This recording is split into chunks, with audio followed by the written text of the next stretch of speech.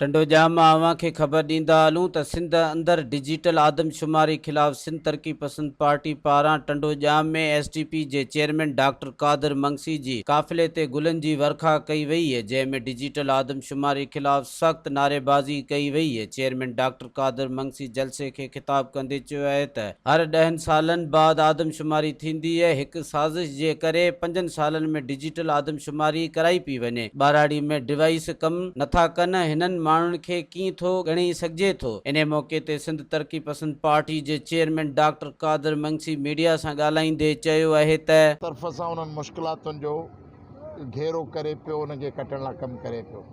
को हितां भॼंदो, को हुतां भॼंदो, को हुतां भॼंदो, इन तरीक़े सां पोइ वेंदमि मुश्किलातुनि में। त असां जेको रस्तो वरितो आहे STP जो इहो रस्तो आहे त सिंध जी बर्बादी में वॾे खां वॾो हिसो जेको आहे सिंध जी जागीदार सियासत जो आहे। ऐं जागीदार सियासत जेसीं ताईं सिंध मां रिप्लेस न थींदी, उन वक़्त ताईं सिंध सुख जो साह न खणंदी। पोइ जागीरदार पीपला हुजनि, जागीरदार मुस्लिम लीगुनि जा हुजनि, या जागीरदार मार्शल ऑफ फौजी आमरनि जा हुजनि, जागीरदारनि ॿेड़ो ॿोड़ियो आहे, उनजो मुक़ाबिलो वर्किंग क्लास जे माण्हुनि जे ज़रिए करे सघूं था। जागीरदार जो मुतबादिल जागीरदार नथो थी सघे। बाक़ी जेके माण्हू शौक़ीन आहिनि त मिड़ी।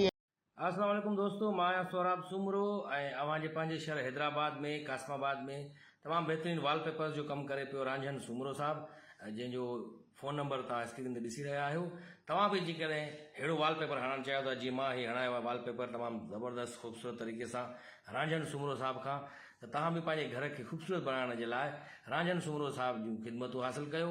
तमामु बहितरीनु ऐं मज़ीद ख़बरनि ऐं तफ़सीलात लाइ विज़िट कयो असांजी वेबसाइट www.awamiNewsHD.com ऐं ॾिसंदा रहो अवामी न्यूज़ HD।